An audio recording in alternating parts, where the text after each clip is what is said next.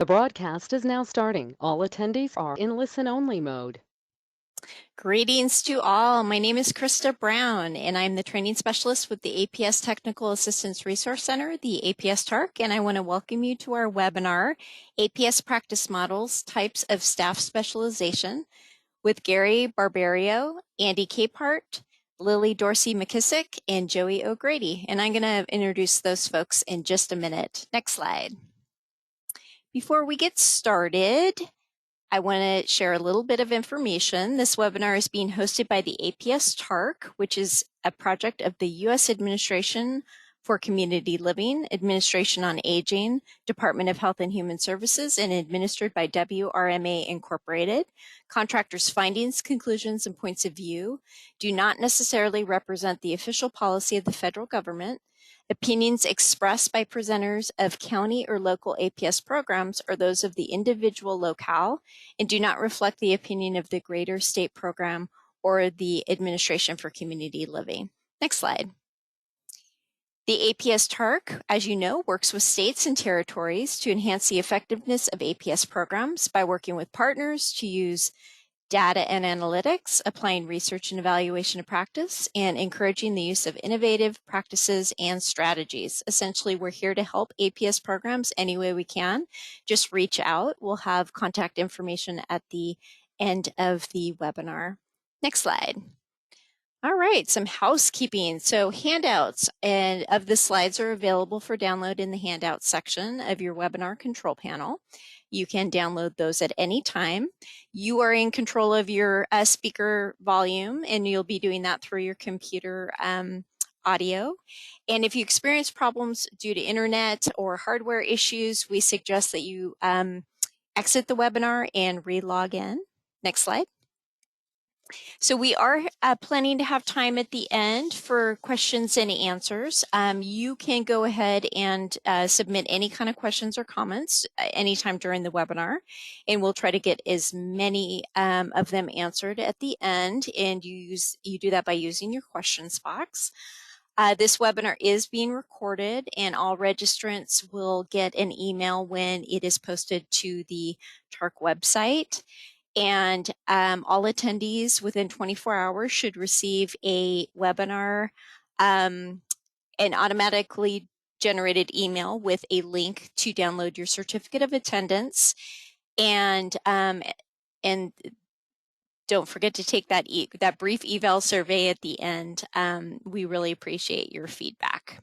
All right, so let's go ahead and introduce our presenters. So I'm very happy to present, to introduce these folks today. I've really enjoyed getting to know them. We have Gary Barberio. He's Executive Director of Housing and Outreach, Adult Protective Services with New York City Human Resources Administration, Department of Social Services. We also have Lillie Dorsey-Mckisic, and she's District Manager with the Michigan Department of Health and Human Services, Oakman Adult Services District, Wayne County. And we have Joey O'Grady, who is Bureau Chief, Adult Protective Services with the Division of Aging and Adult Services, Arizona Department of Economic Security. And last, but certainly not least, we have Andrew Capehart, Senior Business Analyst and Subject Matter Expert with the APS TARC WRMA Incorporated. So next slide. Just a little bit about our this webinar. So Andy is going to start us off talking about specializations, what we know and what we mean. And then Gary is going to talk about housing and guardian court liaison units. Lillie's going to talk about the strike team in Wayne County, and then Joey will talk about Arizona's investigative specializations, and then we'll end with Q&A and closing. So on that, I'd like to go ahead and hand it on over to Andy to get started. Thank you so much, Krista, and thanks to all of our speakers for being here today. We appreciate all the information that you're going to share. So I'm going to speak for a few minutes and lay the groundwork for what we mean by specialization and what we don't mean by specialization. I'm also going to review a bit about what we know nationally on the specialization front. So on this slide, you see two models of programs side by side, the traditional model and the specialization model. In the traditional model, APS caseworkers and investigators handle all sorts of cases from sexual abuse to financial exploitation. They also deal with all populations, from older adults to younger adults with disabilities, and people in the community to people in nursing facilities. That is, if your program deals with facilities. Additionally, they deal with all post-investigation follow-up and monitoring, again, if your program provides this sort of service. On the other side, in the specialization model, staff may only investigate cases and hand the case off to someone else if there is a need for APS to stay involved after the findings are made. Staff may only work with certain types of maltreatment. For example, there may be staff that only investigate exploitation cases, especially if they're complicated exploitation cases, or staff may only work with self-neglect cases, which, as I think we all know, are the lion's share of APS cases. In some scenarios, staff may only work with younger adults with disability or clients who are in a nursing facility, again, if your program is involved with that. And as mentioned earlier, there may be staff that only handle cases after the investigation is completed. These are just a few examples of what we mean by specialization. So in contrast, let's talk a little bit about what we don't necessarily mean by specialization for the purposes of this webinar, at least. We're not including programs that have separate intake unit or contracted intake staff. This is pretty common among APS programs. It's very typical for programs to have that sort of arrangement. We're not referring to multidisciplinary teams or MDTs. These are also very common, don't really fit the bill for what we're talking about for today's content. We're going to focus on internal or APS departments only. These are very common and don't really fit. I'm sorry, by that we mean we're not referring to programs that have specialty staff outside of their APS department. Your program may also contract with experts to do capacity evaluations and assessments, or medical staff for expert opinions on certain cases that are complicated medically. We're going to omit those for today's purposes as well. So let's shift a bit to focus on what we know about specialization nationwide. During the summer of last year, the APS TARC administered a survey, pretty lengthy survey that we refer to as the practice survey, titled the Inventory of APS Practices and Service Innovations. This was a very comprehensive survey that we did, over 100 questions that addressed many different topics, from administrative practice to intake to quality assurance. It's been a wealth of information for us here at the APS TARC, and we should be posting some results from that survey in a report later this calendar year. We asked two specific questions about specialization for this survey. So those questions are: across the state or territory, are there any local offices in which the following types of specialized APS units or staff are available? And then, are there specialized APS staff that are responsible for only post-investigation services and do not conduct any investigations? I'll discuss the responses to these questions in the next couple slides. Note that the responses included all potential APS programs statewide, DC, that includes DC, and the US territories, of which there are 5. It also includes the 3 states with bifurcated programs, meaning they have 2 separate APS programs, one for adults with disabilities, one for older adults. So the total maximum response is actually 59. So you may see that number pop up and wonder, how come it's not 50? For the first of these questions, we asked about types of specialization and received 52 responses. You see the responses here on this slide. 8 programs focus on specific types of investigations. 9 programs have staff that focus on facility investigations. They may only go into nursing homes or assisted livings. 17 reported they have specific legal counsel. 18, which I think is remarkable, have staff that solely focus on financial exploitation. We see that quite a lot. 21 programs reported none of the above. So quite a few programs had none of these that applied to them. And then there were 14 states that responded with other, and I have a slide coming up that talks about what some of those other responses actually were. The next question we'll highlight involved specialization of post-investigation services only, which we talked about earlier. These would be staff that don't conduct investigations.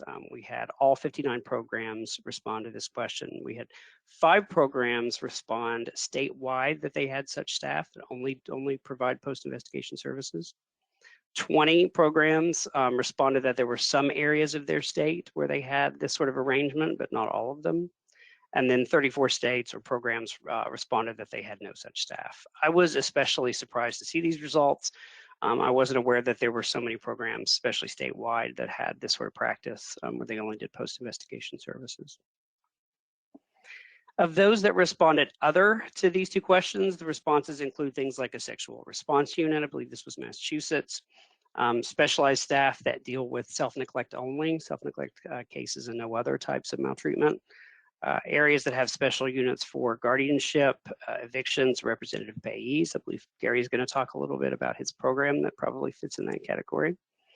And then one area that had a special unit focused on victims of crime. So if it was an APS case and there was crime involved, they had a special unit that dealt specifically with those cases. Hopefully this gives everyone a look at the diversity of specialization that we have across the US. It's kind of runs the gamut from A to Z. Today we'll hear from a few programs about their own specialization practices, and we're grateful to have these panelists with us today. So I will now turn things over to Gary to talk about New York City.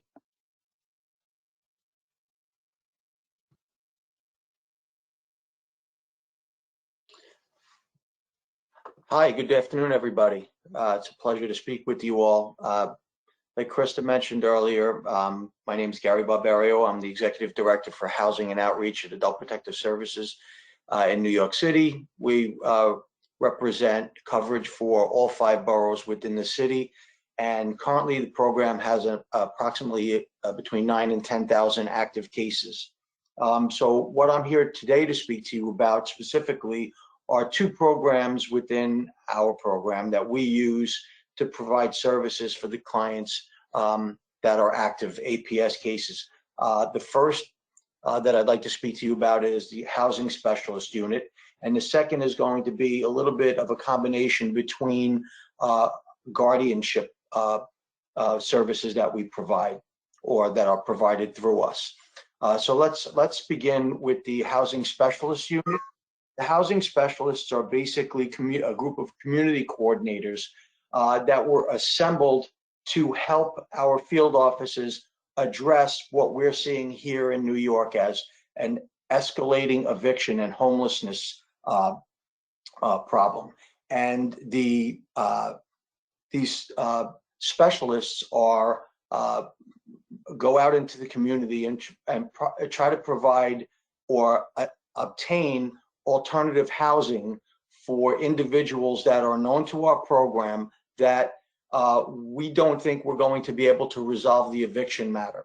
And so these specialists would go out and they coordinate with different providers to try to find alternative housing so that if we're not able to resolve an eviction, we can link them to these other residences. So if we can jump in and just go to the first slide here. So basically, this is a description of what the housing specialists do. They're a team of individuals who explore and procure adequate housing opportunities for our clients. It's a method that we used in order to prevent our clients from being displaced from their current dwelling and might otherwise become homeless. The housing specialists, their main function is to assist clients in applying for any subsidies or available housing within New York City so that we can actually resolve eviction matters before they get to the inevitable motion in a courthouse. And so together with caseworkers and social workers in our program, we're responsible for coordinating these housing searches.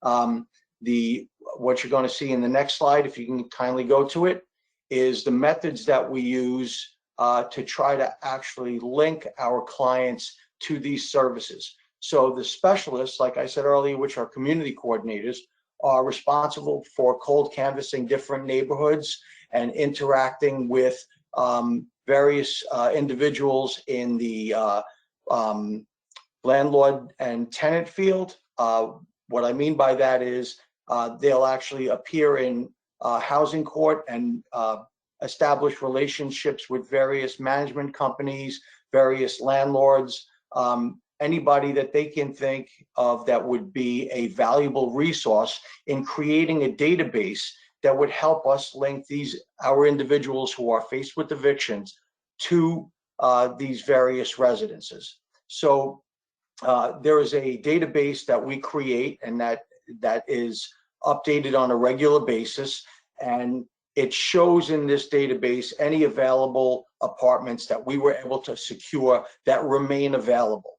And so what we would do is, if a caseworker in the field office had an eviction proceeding against one of their clients and they didn't think we were going to be able to obtain subsidies or make the necessary arrangements to prevent that eviction, we would look into this database and look at what's available and try to coordinate a linkage between the landlord of that facility and our client.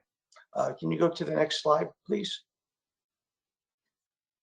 So this is just an additional description of the methods that we use to try to get these individuals rehoused. What we're seeing here is the housing specialists, even though they're not responsible for full case management of these individuals, they are responsible for coordinating and escorting clients to view the different residences that we can possibly link them to. We can arrange or conduct inspection of these dwellings before they're actually put into the database, so that we know that what we're providing or what we're trying to link our clients to is someplace that is safe and appropriate for them. The housing specialists also work with different rental assistance programs and different subsidies to make sure that we can obtain moving expenses or any sort of fees that might be necessary to rehouse these individuals. This is a rather successful program at this point. It's kind of morphed into different things. We see now that one of the main functions, or the dominant function at this point, is the filing of applications for various subsidies to prevent any sort of eviction due to non-payment issues. And so this program was devised maybe, I would say, 3 or 4 years ago. I'd like to think it's been relatively successful. We've been able to rehouse a few of our clients into these apartments, but we're always looking at making sure that this database is up to date and that the apartments that we're trying to link our clients to are appropriate for their needs. And what I mean by that is, we're not going to try to rehouse somebody who has ambulation needs into an apartment that's a walk-up, or someplace that doesn't have wheelchair access, if that's what's necessary in a particular case. All that's kind of taken into consideration while we're establishing what goes into this database and what we're linking our clients to. The other thing that's also that I talked about earlier, which has also been successful, is the relationships that we've developed with various management companies, various brokers and landlords who have been contacting us whenever they have something in their facility that might become available. Okay, so that's a little bit of an overview of what the housing specialists do and what their responsibilities are. Like I said earlier, eviction and the threat of homelessness here in the city is a huge problem. Currently, between 20 and 25% of all the cases that we have out of that 9,000 and 10,000 cases have some sort of eviction or housing related component to them. So that's just exacerbating the situation, the risks that we see on a normal basis, which are abuse, neglect, and exploitation. The eviction component to this just exacerbates that risk. And so it's quite helpful to have these people in this position helping us to procure housing and resolve some of these evictions. Okay, if you can go to the next screen for me. So one of the services that APS is able, in New York, is able to provide is something called a Article 81 Guardian. Basically, New York state law says that we need to use the least intrusive measures possible whenever we're helping our clients. And so a guardian, the appointment of a guardian is something that's very intrusive. It's probably the most intrusive service that we can provide to someone. And basically what we're doing was we're going into court and asking a judge to declare somebody incapacitated so that somebody else can be appointed to act on their behalf. You'll see a little disclaimer at the bottom there that the law requires that judges give a guardian only those powers that are absolutely necessary to take care of a particular needs of a person who requires help. Because each person's situation is different, the duties of each guardian differ. And so what we're looking at here in New York is building a case from the ground up to ultimately we get to the point where we can go into court and let the court know we've tried all these lesser intrusive measures and they were unsuccessful. So if you can go to the next screen, that might provide a little clarity to what I'm speaking about. So basically what we're looking at here is when cases come to us and we implement services to try to address whatever the threatened risk was that was reported, there are instances where we're just incapable of doing that. In part because predominantly what we're dealing with here are people who are involuntary to services, not individuals who are asking for APS to intervene. And so at times when we try to provide services to address certain risks, we're unsuccessful. And so the next step that we look at when we're unsuccessful in these attempts is what we need to do to have a guardian appointed. And again, as I said earlier, what we're looking at is people who have the right to self-determination at the beginning and eventually losing that ability to make decision, whether it be because of age, illness, or injury.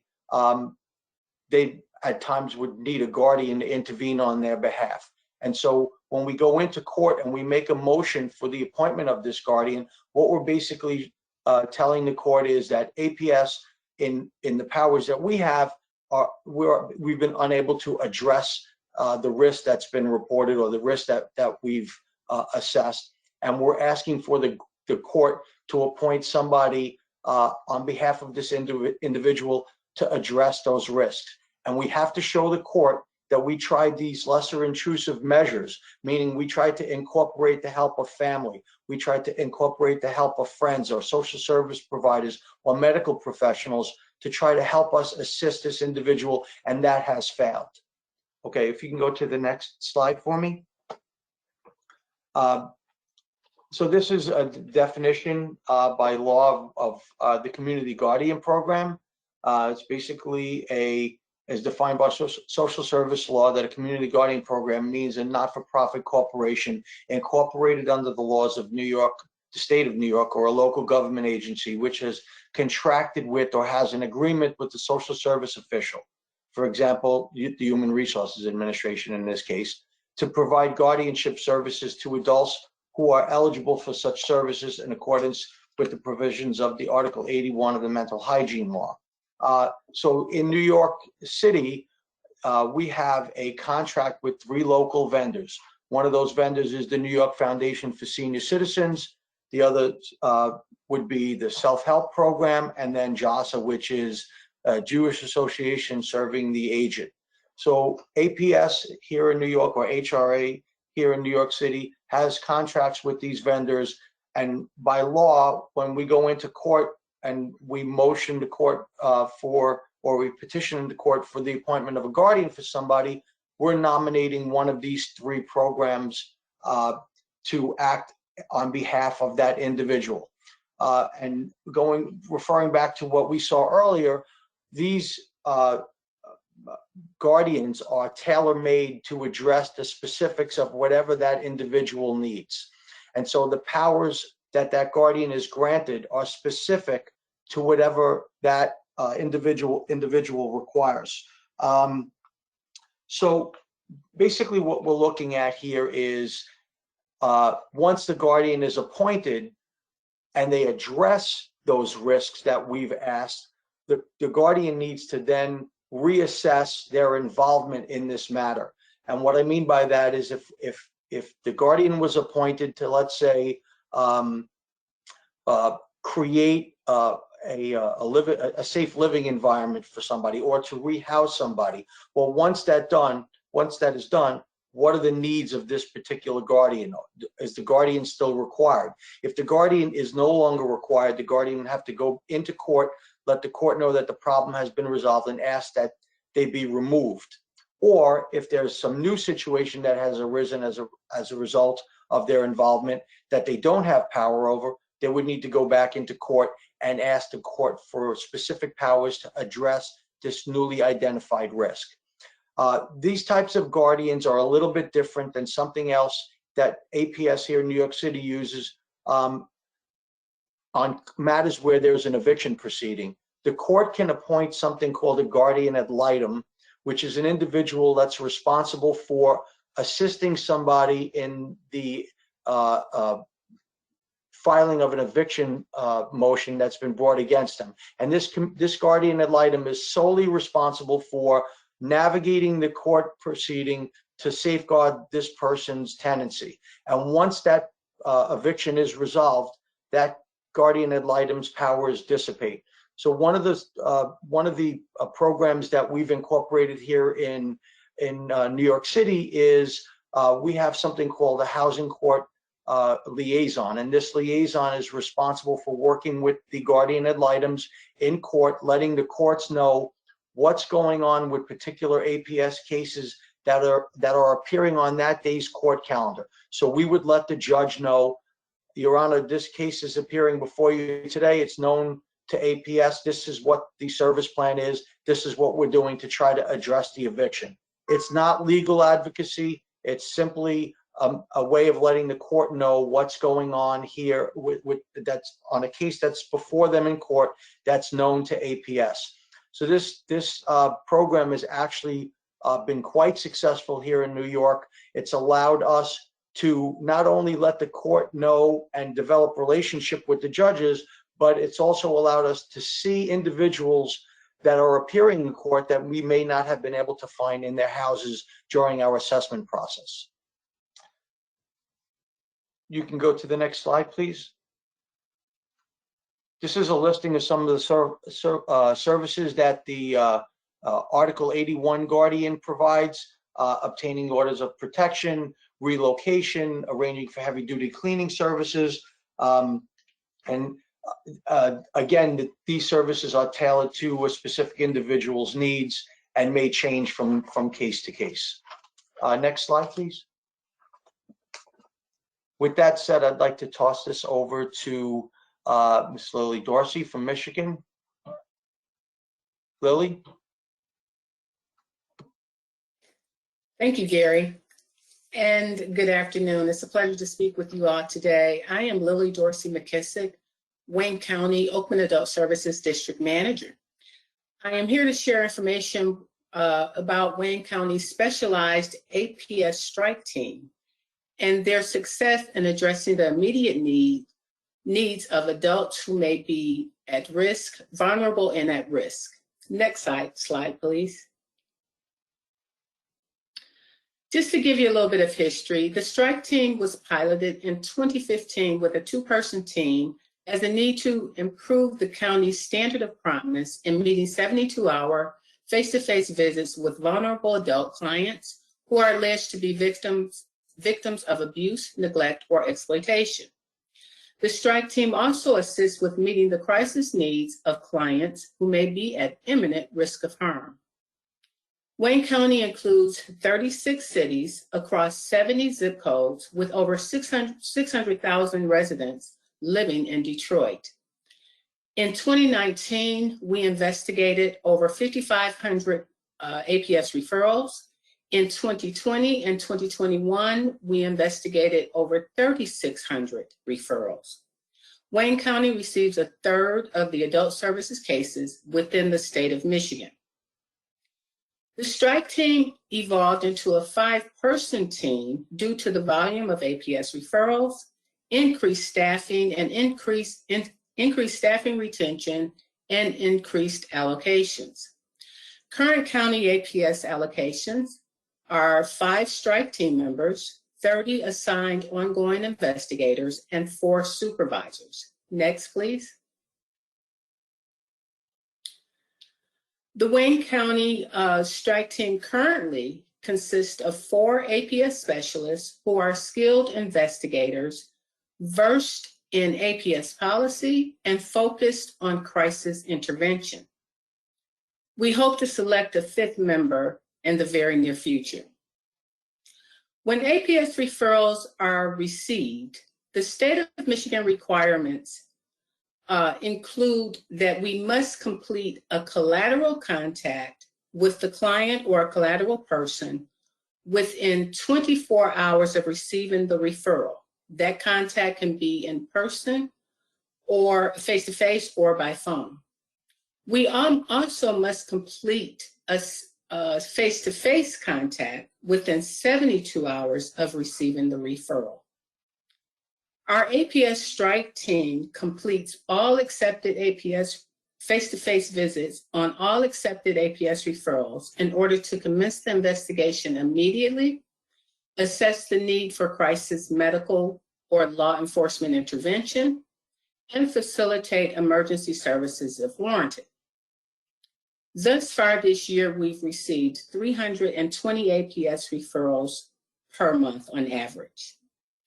Our data shows that the strike team completes over 90% of face-to-face contacts within 24 to 48 hours.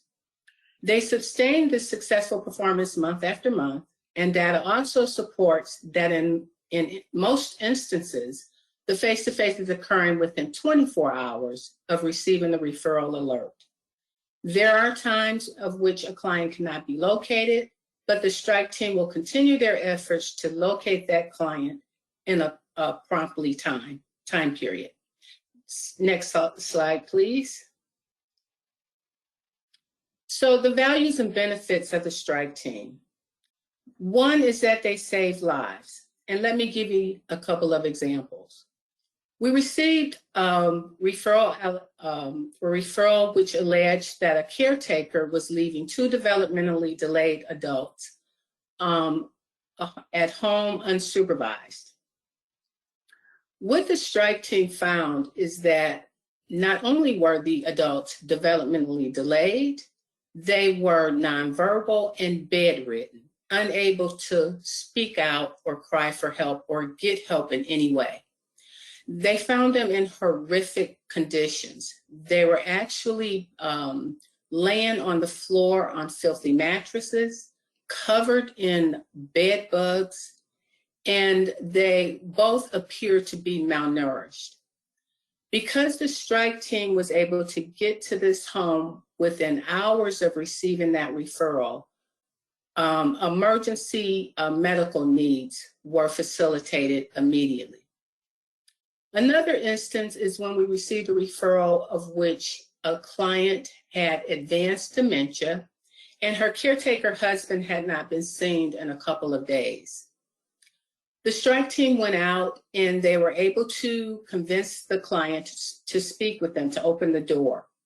The client said, no, we don't need any help. I am getting a little hungry, but my husband's gonna prepare dinner shortly. He's asleep right now. And so the strike team continued to engage the client. And once they got into the home, they discovered that the husband had actually passed. He had died due to COVID-related issues. But due to the wife's cognitive disability, she was unable to determine. She thought that he was asleep. So imagine the story that I could be telling today if the strike team had not went out. Neither one of these referrals came in as imminent harm. So it's very important that we are able to commence the strike team immediately to determine that crisis need. Other benefits that with the strike team in place is that they reduce the client's resistance to APS intervention. In most instances, clients do not want us in their life, even though we're there to help. So the strike team utilizes their social work skills to break down those barriers and open a pathway for our ongoing investigator. They also serve as a second set of eyes to assist the client's safety and risk level. Another benefit is that they allow or they provide the assigned investigator more time to gather pertinent information because they complete that face-to-face visit up front. So that gives us more time to get the information, to complete a thorough investigation and thoroughly address all of the allegations. The strike team also provides safety alerts to the assigned investigator. They're the first on the scene, so they can report back if they saw vicious animals that were untethered, or for example, if they saw weapons in the home. They also provide temporary staffing relief or staffing alternatives to meet the client's needs due to unplanned or extended absences of the assigned investigators. Over this past year, I'm sure many of us have experienced staffing shortages dealing with COVID, and so they fill a gap for us. Overall, the strike team plays an integral role in contributing to the ongoing success of Wayne County meeting the crisis needs of our vulnerable and at-risk adult clients.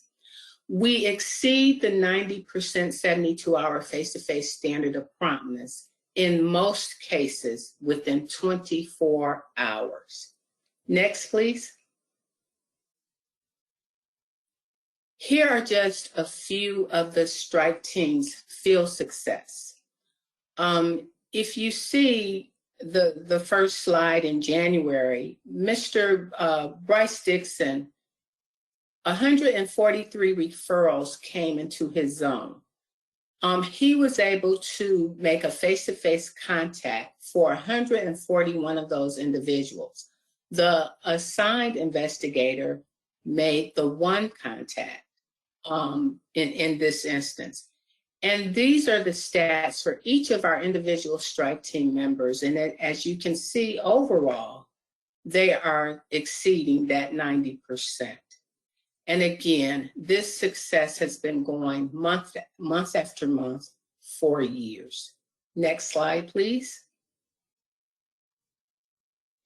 I'd like to introduce to you our strike team. The two members that piloted the strike team was Hiram Williams, who is now Adult Protective Services Supervisor. Mr. Kenyatta Sabir, he covers Zone 4. Miss Georgina Dillard, she covers Zone 3. Mr. Bryce Dixon, he covers Zone 4. And Miss Yolanda Johnson, who covers Zone 2. Again, these strike team members are committed. Their motto is Strike Team Forever. They cover a tremendous amount of territory. When you say boots on the ground, they are literally Wayne County's boots on the ground. They assist our assigned investigators, and because they're involved up front, we have better outcomes and successful safety plans for our clients. Thank you. Next slide, please. So again, I appreciate your time, and I'm going to turn it over to our next presenter, Joey. Thank you.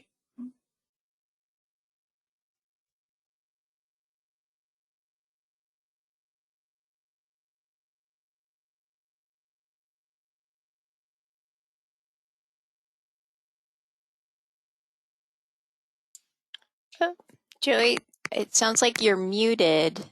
Oh, Joey, this is Can you hear me now? Yes, we can hear you now. Thank you. Okay, sorry about that. Only one unmuted. Okay.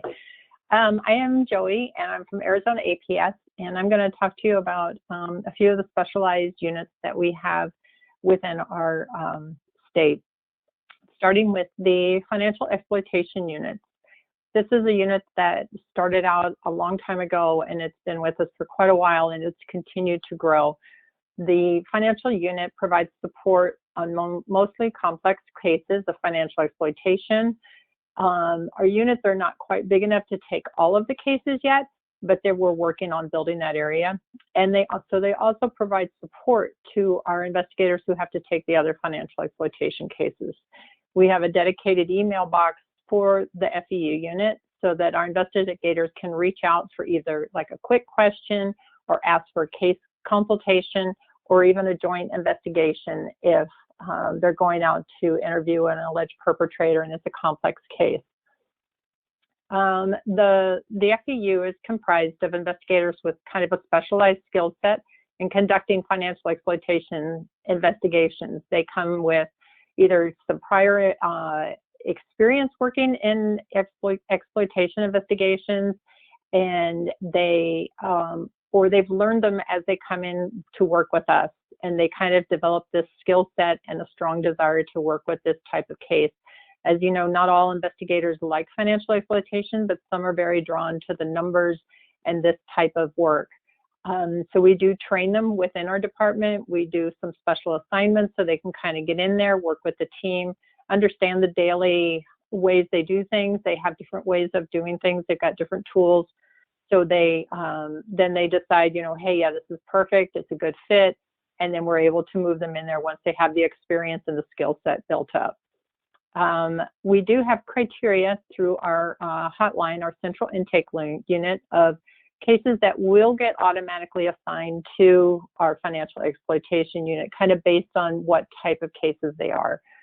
All cases that come in with from the Arizona Corporation Commission, which is our ACC, if they're involved, there's no minimum dollar amount required. Those cases will automatically go to our financial exploitation unit. We have any allegation that has an exploitation of $15,000 or more, those will also be automatically funneled to our financial exploitation unit. Any scams that result in funds being lost of funds, we also transfer those, as well as like any high profile financial exploitation, such as well-known individuals. It could be state employees, county employees, anything that may attract media attention. We'd like to get those to our specialists in the financial exploitation area. Kind of like I said, they may be assigned as the primary investigator, but they also may be assigned as a secondary investigator, or they may be just used as a resource for the rest of our team members to use. Currently, we have 2 supervisors in that area, and they have 6 investigators each, and they each have a case aide under them. We're currently looking at adding a manager over that area, and as well as adding another unit of investigators and supervisor to kind of build that out. We've just recently looked at some numbers to kind of determine where that growth is and how much we need to build up this unit area, and found that in the last 10 months, our financial team was about able to take a quarter of all of the financial exploitation cases, which is quite a few, but financial exploitation is definitely on the rise.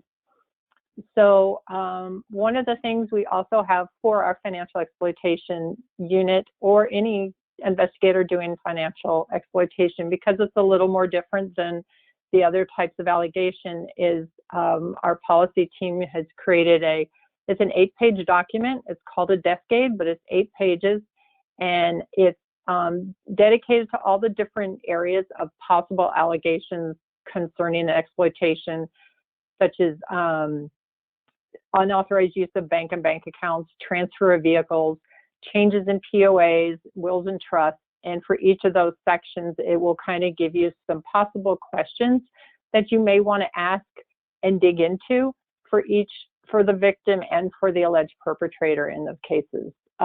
Covers like if you've got unpaid rent, utilities, is that, early signs of dementia, or is there a POA in place that's not paying their bills and using their money? Identity theft and scams. Also, in that same desk aid, there's an area that covers record types to request. Like, not only do you want the bank statements, you want to look for the signature cards. You want to see, banks more than not have video camera and images of ATM withdrawals to get that, looking for endorsements on checks, looking in the memo information, vehicle registration history, things like that. So it's a really good, it's a very extensive desk aid, and it helps all our investigators, and it's very beneficial. The other area that we have specialized investigators is individuals with developmental disabilities. We currently have approximately 10 to 12 dedicated staff to work with this population throughout the staff. We have 4 districts, and our main district is our largest metropolitan area. And this is an area that we're looking to build out by July 1st to have just one complete unit of 7 to 8 investigators that will be dedicated to this population only. We have other staff within in the state and other units and districts that take on these types of cases as well. So that provides coverage throughout the state. So this is a process that we're slowly building as we look at the needs of how many reports are coming in for these individuals. In Arizona, Arizona APS and the Division of Developmental Disabilities, we are all housed under the same roof of Department of Economic Security, which is a real benefit to us that we can work together. The first thing that we do when we do receive reports of a member is we will cross-report this over to our DDD division so that the support coordinator is aware that's providing the case management for this member, as well as their team that does investigations on their side of the house, which we do stay in our own lanes when those investigations are done, but we all know that we need to work towards, obviously the best outcomes for these clients. We do have a lot of investigators on our side of the house that did transfer over from our DDD division. So they kind of came with some of the training of working with this population, and we do specifically target people with this background to fill our vacancies when we do have the vacancies. We're currently working on developing some training materials that we can provide for our staff to increase their education working with these clients, and as well as to provide training for our sister division so that they understand when they need to report those type of allegations to APS as well. Another area that we have some specialized investigators is in the self-neglect area. Self-neglect is not one specific unit. We get a large number of cases involving self-neglect allegations. So these investigators are placed in units throughout the state and utilized for their self-neglect cases.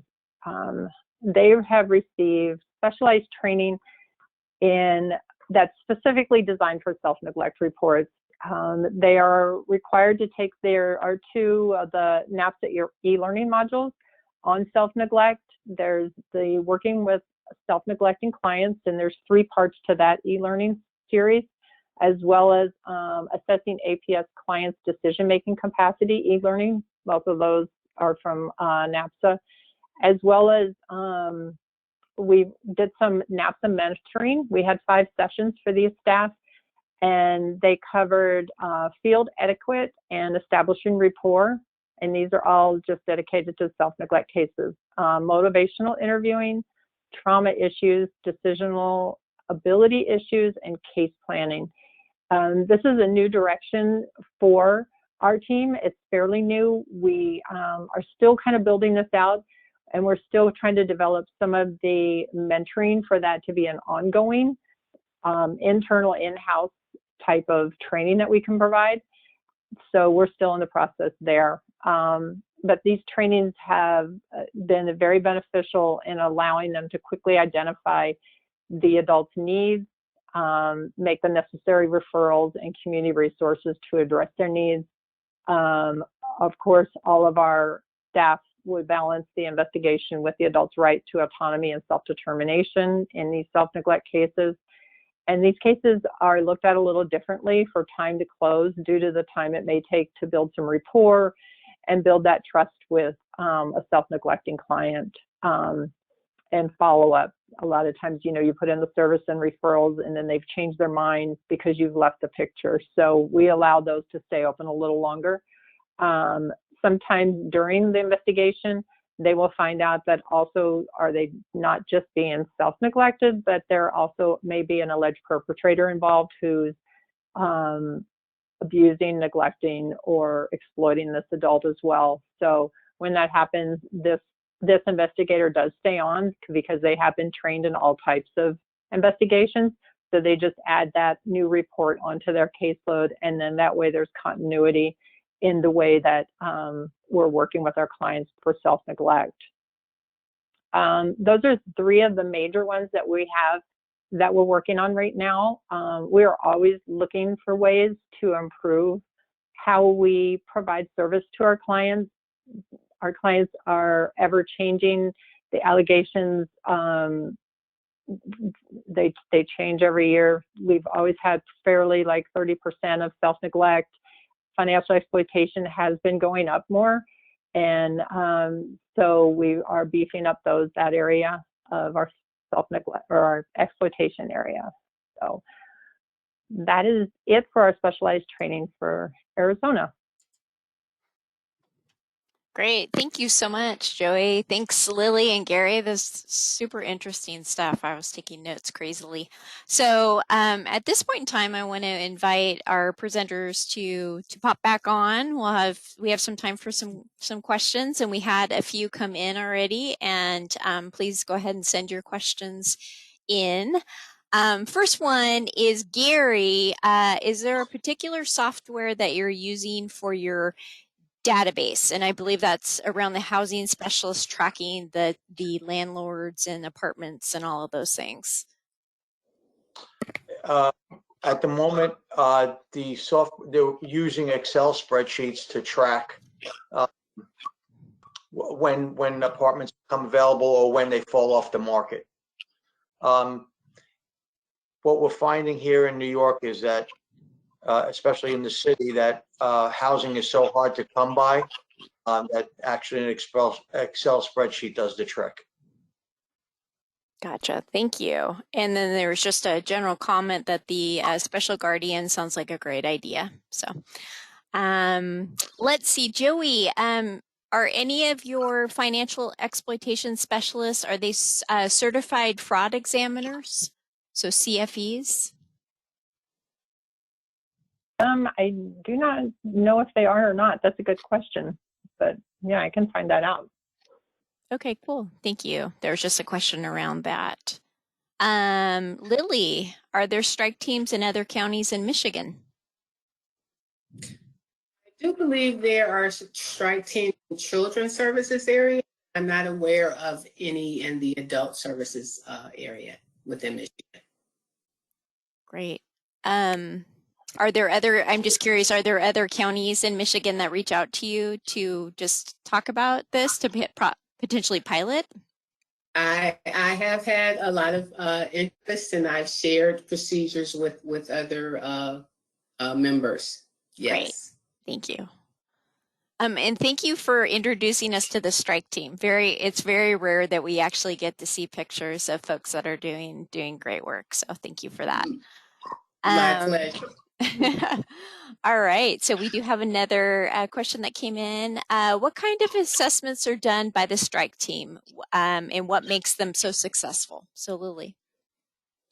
Well, I'll answer the last part first. What makes them so successful is their teamwork. They divide up the county within zones, and if heavier referrals are in one zone versus the other, they will dispatch a team member to that zone. So they're constantly involved with teamwork, communicating with our INR unit, who is in a remote status, and as well as with each other. As far as their skill set, they are trained APS investigators. So they observe, they are able to determine the risk level and harm level of the individuals that they're meeting. Great, thank you. All right. Do you find that rapport with clients is impacted when the case is moved over to the ongoing caseworker? So Lillie, that would be for you. Sometimes we find a little bit of both. On one side of the coin, it's a great asset because they're doing that. They're providing that introduction. So they're opening the door, so to speak, for the investigator, the ongoing investigator, to come through and establish that ongoing rapport with the client. Other times, especially if a person is totally resistant, we do find that they dig in deeper, where it takes more effort for that ongoing investigator to actually get in and engage that. Great, thank you. So Joey, I have a quick question. So it sounds like the self-neglect cases are handled a little bit differently. Is the APS investigator, are they doing a little bit of case management, or is that handed over to another entity? Or Yeah, we don't like to say case management, but yeah, they kind of do, because we don't have a next step to hand them off.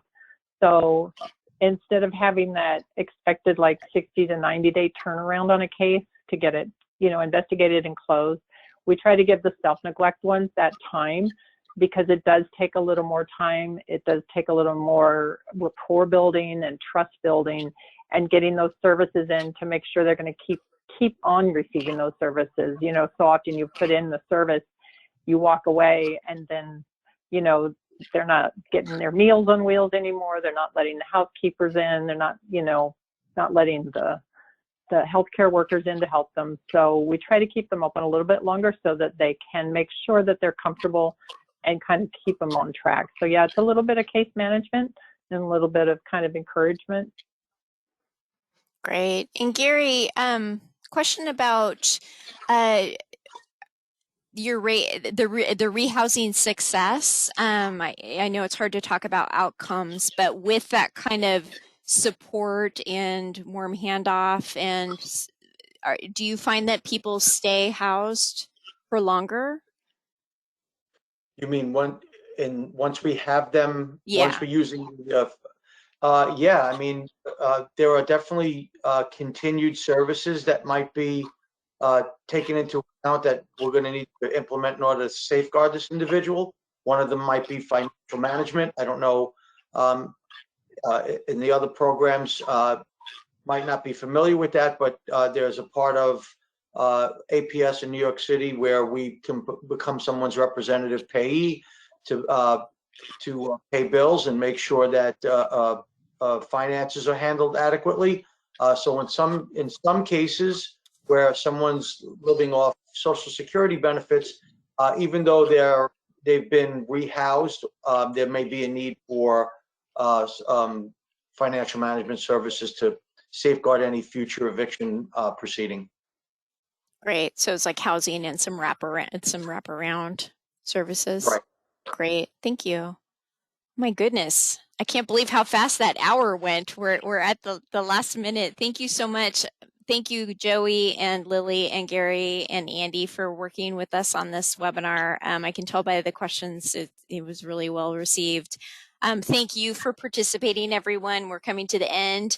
And we hope to see you for our next webinar on June 7th, asking inclusive demographic questions, how to do it and why it matters.